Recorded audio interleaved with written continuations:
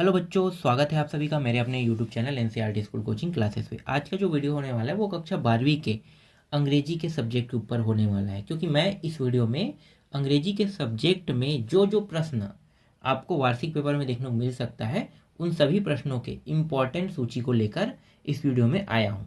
तो बस आपको करना क्या है, मैं जो बता रहा हूँ उसको आपको टिक करना है। ये थोड़ा रेयर सब्जेक्ट है क्योंकि बहुत सारे टॉपिक जो होते हैं वो बाहर से आते हैं, लेकिन कुछ टॉपिक जो है वो आपको यहीं से देखने को मिलेगा और इनको आपको प्रैक्टिस करके रखना है। जब तक कि आप प्रैक्टिस नहीं करोगे तब तक के इस अध्याय से जो आने वाले प्रश्न है वो आपसे नहीं बन पाएगा। तो थोड़ा फोकस अच्छे से करना, क्योंकि प्रश्न के टाइप और तरीका यही रहेगा, प्रश्नों को थोड़ा सा बदल दिया जाएगा। तो मैं आपको पहले ही यहाँ पे सचेत कर देता हूँ कि प्रश्न जो है वो थोड़ा सा बदला के आने वाला है, और लेकिन टाइप और तरीका सेम रहेगा। तो आपको पैसे तो देखने को मिलेगा ही मिलेगा। तो पैसे जो होगा है ना, वो कौन सा हो सकता है वो मैं आपको अब टिक लगवाने वाला हूँ। तो देखो, ये जो पैसेज नंबर 1 है ना, ये आपको आसानी से परीक्षा बोर्ड में मिल जाएगा अंग्रेजी के। ठीक है, परीक्षा बोर्ड परीक्षा सार में भी मिल जाएगा। यहाँ पे देखो क्या लिखा है, सॉइल इज यूअर है ना गार्डन। तो ये जो सॉइल इज यूअर गार्डन नाम से रहेगा ना, उसी को आपको क्या करना है, टिक करना है। तो पूरा आप बताने की जरूरत नहीं है, ये आपको आसानी से मिल जाएगा परीक्षा बोर्ड परीक्षा सार में। एक ये हो गया।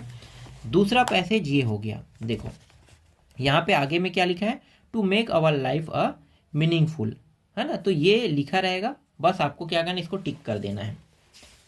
फिर अगला जो पैसेज है वो है मनी कम इनटू एग्जिटेंस। ठीक है, ये हो गया आपका तीसरा पैसेज जिनको आपको प्रैक्टिस करना है। ठीक है, प्रैक्टिस करना है। देखो यहाँ पे ये मैं नहीं कह रहा हूँ कि 100% यही पैसेज आएगा, मैं ये कह रहा हूँ कि पैसेज जो होगा वो सेम टाइप का रहेगा, जिसमें थोड़ा सा चेंज किया जाएगा। हो सकता है इसी को उठा के दे दें, है ना। कुछ प्रश्न आएगा उठा के यहाँ पे आएगा, पर एक आध सेट में नहीं आएगा। ये भी तो मैं यहाँ पे कंफर्म कर देता हूँ आप लोगों को, है ना। तो 3 सेटों में से 2 सेटों में तो आ जाएगा ये प्रश्न, एक सेट में नहीं आएगा। तो आपको करना क्या, प्रैक्टिस करना है। प्रैक्टिस कैसे करना है, तो देखो यहाँ पे ये जो प्रश्न दिया हुआ है, ये प्रश्न, ठीक है, तो the primitive main lie by, है ना। तो यहाँ पे क्या होगा, शूटिंग होगा, फार्मिंग होगा या हंटिंग होगा उत्तर में। तो आपको इसका उत्तर जो है वो ढूंढना है। तो ढूंढोगे कैसे, तो देखो यहाँ पे कहीं ना कहीं वो टॉपिक लिखा रहेगा। देखो यहाँ पे लिखा है ना, primitive main leave by hunting, hunting लिखा है। तो इसी तरीके से ढूंढ के ना आपको क्या करना, प्रैक्टिस करोगे तभी ये प्रश्न बनेगा। ठीक है, प्रैक्टिस करना है। अब उत्तर क्या लोगे, यहाँ पे हंटिंग लोगे। तो समझ में आ गया। इसी तरीके से आपको अपना दिमाग लगाना है, इन सभी प्रश्नों को समझना है, सिर्फ समझना है, रटने की जरूरत नहीं है ना। रटने की जरूरत नहीं, समझना है। ये जितने भी प्रश्न बता रहा हूँ उनको बाई चांस यही प्रश्न अगर उठा के आ जाए ना, तो आपको बहुत बेनिफिट मिलने वाला है, क्योंकि आप पहले ही पढ़े हो और इनको समझे हो, तो सीधा उत्तर निकालोगे और लिखना चालू कर दोगे। फिर ये वाला प्रश्न, the effect of plastic bag, ये वाला हो गया आपका चौथा। और ये पांचवा है गांधी विदाउट रियलाइजिंग। ठीक है, ये प्रश्न पांचवा। ये छठवा, द स्क्रिप्चर क्लियरली। ठीक है, ये हो गया आपका छठवा, जो 10वां पैसेज रहेगा। और ये हो गया 7वां, सम पॉलिटिकल थिंकर। ठीक है, ये हो गया। और एक और है बस अंतिम, वेजिटेबल्स आर इम्पोर्टेंस। बस इतने को आपको क्या करना है, प्रैक्टिस करना है अच्छे से। पेपर से पहले आपको प्रैक्टिस करके रखना है। और इनके प्रश्नों को अगर रटना भी चाहते हो तो रट के रख सकते हो। अगर ये प्रश्न आपको देखने को मिल जाए तो अच्छी बात है। हर साल प्रश्न जो है वो चेंज होते रहता है, लेकिन इस बार आपको ये जो मैंने अभी बताया ना उसी से देखने को मिलेगा। हाँ, एक नया टाइप का प्रश्न है, चलो उसको मैं बाद में बताऊंगा, अभी हटा देते हैं उसको। नोट मेकिंग भी आता है ना। ठीक है, यहाँ पे देख लो, इसको भी प्रैक्टिस कर लेना। ठीक है, पैसेज नंबर 4 है ये जो टॉपिक जो मैं बता रहा हूँ ये है आपका नोट मेकिंग वाले से। देखो ये नोट मेकिंग है, नोट मेकिंग एंड समरीजेशन से, है ना। तो यहाँ पे ये वाला पैसेज, इसको आपको देखना है, प्रैक्टिस कर लेना है, कैसे समरी बनाया जाता है, कैसे नोट मेकिंग किया जाता है। दूसरा ये है देयर आर 2 प्रॉब्लम, 5वां पैसेज। यहाँ पे ये आपको आसानी से परीक्षा बोर्ड में तो मिल जाएगा, परीक्षा साल में क्रम अलग हो सकता है। फिर द स्मॉल विलेज ऑफ, है ना, ये हो गया, इसको देखना 3। ये चौथा, वन संडे, ज़्यादातर जो मैं टिक कर रहा हूँ ना, यहीं से प्रश्न देखने को मिलने के चांस है। ठीक है, और ये है येट अनादर डिफेक्ट वाला, है ना, ये हो गया आपका 5वां। और I was travelling by bus वाला ये 6वां, ये 7वां, है ना, यहाँ पे मैंने क्रमांक भी लिख दिया 8वां, ये 9वां, और ये रहा 10वां पैसेज। ठीक है, ये सब ये जो पैसेज मैं बता रहा हूँ जिसमें आपको नोट मेकिंग करना है, सिर्फ प्रैक्टिस करना है। प्रैक्टिस करोगे तो समझ में आ जाएगा। हाँ, अब एडवर्टाइजमेंट में आते हैं। देखो, एडवर्टाइजमेंट आपको देखने को मिलेगा, 2 प्रश्न, एक अथवा में भी देखने को मिलेगा, है ना, और एक आपको अलग से देखने को मिलेगा, मतलब 2 प्रश्न रहेगा। तो यहाँ पे जो प्रश्न आने वाले हैं ना, एक तो लॉस फाउंड से है, एकदम 100% लॉस फाउंड से है ना, या सेल या टू लेट से, ये चारों में से कोई एक प्रश्न देखने को मिलेगा। तो मैं आपको बता देता हूँ कि इन प्रश्नों को कैसे आपको पढ़ना है। देखो यहाँ पे टू लेट, ठीक है, यहाँ पे दिया हुआ है, इसे मैंने टिक नहीं कराया, लेकिन मैं थोड़ा समझा देता हूँ कि ये कहना क्या चाह देता है। देखो, ये हिंदी में होता है मंगलम भवन। जो शादी करते हैं ना, तो शादी करने के लिए जो भवन को बुक करते हैं उसी को हम क्या कहते हैं, मंगलम भवन। तो ये मंगलम भवन को अगर कोई किराया में लेना चाहता है, तो उसके लिए अगर आपको एडवर्टाइजमेंट करना है तो कैसे करोगे? तो आप बताओगे कि ना, ए लेवल 2 क्या लिखोगे, ए लेवल 3 रूम्स, आप कुछ ना कुछ तो बताओगे कि यहाँ पे 3 रूम है यहाँ पे, है ना, और क्या बताओगे, ए लेवल इन 3 रूम, फिर फॉर 1 बिग हॉल मैरिज, है ना, मैरिज वेकेशन, इस तरीके से आप बताओगे अपने, मतलब जो अंग्रेजी है उसी में लिखना है, तो उसके लिए बताओगे। फिर इसमें एक बड़ा सा किचन भी है, तो आप किचन को भी दर्शाओगे, फिर टॉयलेट बाथरूम को भी बताओगे कि हमारे पास ये सारी फैसिलिटी दिया हुआ है। जिस किसी को भी, मैं अभी आपको हिंदी में बता रहा हूँ ना, अंग्रेजी में यहाँ पे लिखा हुआ है, बस आपको ये अपने माइंड से समझना है, और समझने के बाद इसको अच्छे से याद भी करना है ना। तो आपको इसी तरीके से करना है। तो जो मैं हिंदी में बता रहा हूँ, आप हिंदी में ट्रांसलेट कर लीजिए। हिंदी में पहले आप गूगल बाबा में जाकर ट्रांसलेट को यूज करके आप सर्च भी कर सकते हो, और सर्च करके आप अपने शब्दों में लिखोगे, उसका अंग्रेजी में ट्रांसलेट कर लेना, है ना। हिंदी में लिखोगे, अंग्रेजी में ट्रांसलेट करके दे देगा, और आपके हिंदी का शब्द है तो मतलब वो अच्छा ही देगा और आसान शब्दों में देगा।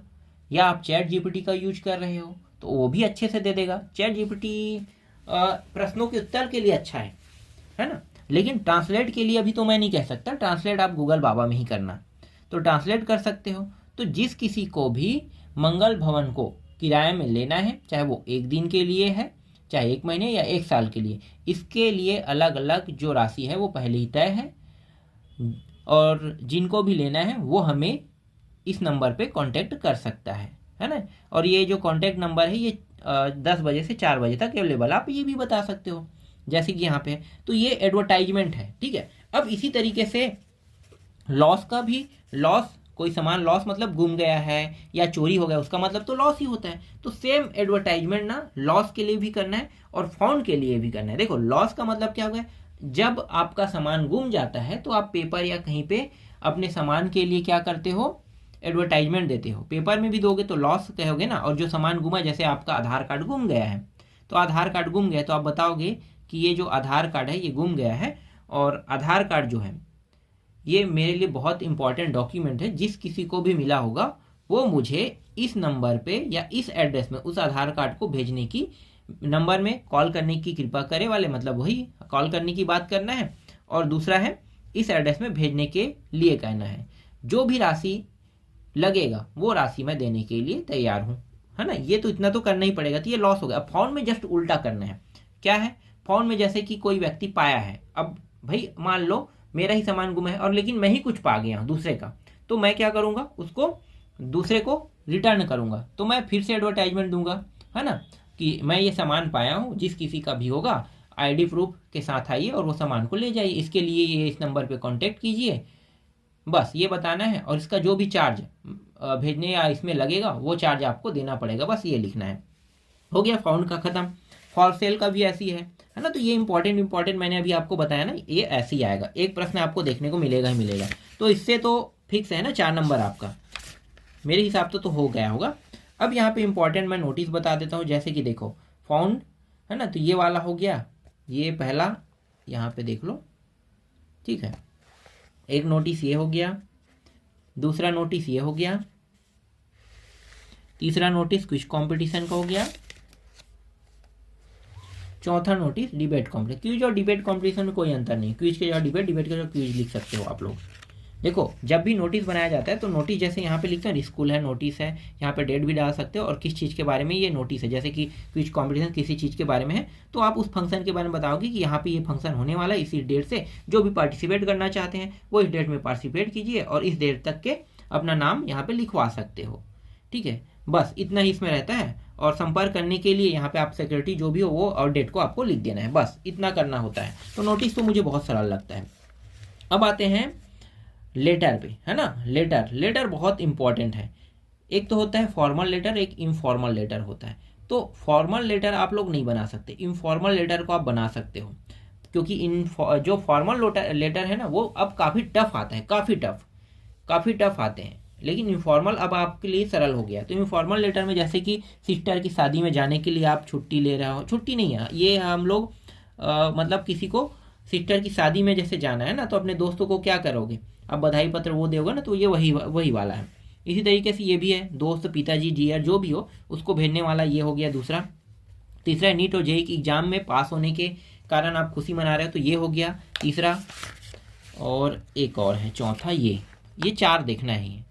ठीक है, ये 4 हो गया। और ये किसके लिए है, नेहरू नगर, यहाँ पे कुछ लिखा हुआ, रिस्पेक्ट पापा कह रहे हैं ना, हाँ वही बुक बैंक से फीस, ये फीस बुक बैंक में पैसा, मतलब मुझे बुक खरीदना है, मेरे पास पैसा नहीं है तो मुझे पैसा भिजवाने की कृपा करेगा वाला वही है, तो पिताजी को लेटर लिखा है। ठीक है, ये हो गया। अब देखो मैं आपको फॉर्मल लेटर दिखा रहा हूँ। ये फॉर्मल लेटर ना काफ़ी टफ आता है। देखो ये प्रश्न जो है ये है किसके बारे में, लाउड स्पीकर वाला। तो लाउड स्पीकर वाला पहले आता था, है ना, अभी भी आता है, लेकिन ये सन 2025 में आ चुका है तो इसके चांसेस 0 हो गया है। तो इसको आप पढ़ तो नहीं सकते। इसके अलावा पढ़ने वाला ये है, आप इसको पढ़ सकते हो, है ना। ये बहुत इंपॉर्टेंट है, एक ही लेटर यहाँ पे इंपॉर्टेंट है। फॉर्मल में एक ही लेटर, इनफॉर्मल में 4 लेटर है, उनमें से कोई भी उठा के दे सकता है, और फॉर्मल में यही सबसे ज़्यादा इंपॉर्टेंट है। और है लेकिन मैं यही बस को कहूँगा। ठीक है, ये भी है, लेकिन देखो यहाँ पे कोई सेंस नहीं बन रहा है, ये किस चीज़ के बारे में बता रहा है, न्यूज़पेपर वाला एक्सपीरियंस नहीं है, ये नहीं बन रहा है। ठीक है, वही बन रहा है। अगर आप लोग पढ़ोगे तो यही लेटर बस को पढ़ना, ठीक है, ये वाला बस पढ़ना, इसके अलावा और नहीं दिख रहा है कोई इसमें फॉर्मल में। इनफॉर्मल में 4 में से कोई एक तो आएगा ही आएगा, और इसमें आएगा तो यही आ सकता है, और नहीं आएगा तो यहाँ से नया प्रश्न ही उठाएगा। ठीक, अब आते हैं आप लोगों के आर्टिकल पे। आर्टिकल जो है देखो यहाँ पे ये फेस्टिवल का भी दिया हुआ है। चलो यहाँ पे आर्टिकल मैं यहाँ पे टिक कर रहा हूँ, मैं बता रहा हूँ ये भी इंपॉर्टेंट है। देखो इंपॉर्टेंट में मैं बहुत सारा लगा हूँ। अब सबसे ज़्यादा आने के चांसेस वाला मैं बता दूंगा। योगा होगा अभी छोड़ दो यार, योगा हमारे लिए है। इलेक्शन का भी छोड़ दो, इलेक्शन भी भुला जाओ, इलेक्शन भी इंपॉर्टेंट है, लेकिन मैं इलेक्शन को हटा रहा हूँ, है ना, 2-3 हटा देता हूँ। देखो ये पॉल्यूशन वाला है, ठीक है, इम्पॉर्टेंट। ये पब्लिक ट्रांसपोर्ट वाला ये हो गया इम्पॉर्टेंट, ये हो गया इम्पॉर्टेंट। इसमें सबसे ज़्यादा इम्पॉर्टेंट कौन है मैं अभी बताऊंगा इसको। ये वाला भी इम्पॉर्टेंट हो गया, यूथ नेशनल डेवलपमेंट वाला है, ये इसके चांसेस भी कम है। ठीक है, और ये important of game and sports हो गया ये वाला, ठीक है, ये दिख रहा है। फिर एडवांटेज ऑफ ट्री प्लांटेशन वाला ये इम्पॉर्टेंट हो गया, और ये तो सन में आया हुआ है, इसको छोड़ दो अभी। सेव वाटर है ना, ये साइंस एंड टेक्नोलॉजी वाला है, और ये किसका है, नेशनल, वही इलेक्शन वाला। तो मैं हटा दिया हूँ इलेक्शन वाला, क्योंकि इस बार चुनाव तो हो नहीं रहा है तो ये प्रश्न आएगा नहीं। सेव वाटर, इस बार पानी की कमी हुआ था, है ना, तो ये हटा नहीं सकते भाई, इसको नहीं हटा सकते। सेव वाटर बहुत इंपॉर्टेंट हो जाएगा। साइंस एंड टेक्नोलॉजी हटा दो अभी। और कुछ है क्या यहाँ पे इंपॉर्टेंट में, नहीं है। अब ठीक है, ये जो सेव वाटर है इसके चांसेस दोबारा आने के हैं। ठीक है, सबसे ज़्यादा इम्पॉर्टेंट में आप लोगों का ये है, important of games and sport one's life, ये सबसे ज़्यादा महत्वपूर्ण है इस साल के लिए। और इस साल के लिए एक है ये पॉल्यूशन प्रॉब्लम इन इंडिया, क्योंकि ये दोनों जो है ना सबसे इम्पॉर्टेंट है। ठीक है, तो 2 प्रश्न जो मैंने बताया है अभी, ये पॉल्यूशन प्रॉब्लम इन इंडिया, इसको नहीं छोड़ना है। ठीक है, इसको नहीं छोड़ना है और इसको नहीं छोड़ना है। ठीक है, ये तो है ही, सेव वाटर के चांसेस थोड़ा कम है, पर ये भी है। पर सबसे ज़्यादा इंपॉर्टेंट में ये जो 2 प्रश्न बताया हूँ, जिनको भी अच्छे से तैयारी करना है, इन दोनों को कर लेना। ठीक है, ये दोनों हैं सबसे ज़्यादा महत्वपूर्ण। तो मैंने अभी आप लोगों को अंग्रेजी में बहुत सारे प्रश्नों को बता दिया है ना कि कौन कौन से प्रश्न आपको देखने को मिल सकता है, और बाकी जो प्रश्न बचे हैं उनको भी मैं जल्दी ढूंढ के आपको दे दूंगा। तो बस अभी बताया हूँ, इन सभी को अच्छे से तैयारी कर लो, काफ़ी अच्छा नंबर आपका आएगा अंग्रेजी में, और बचा है उनको बताऊंगा तो फिर और अच्छा नंबर आएगा।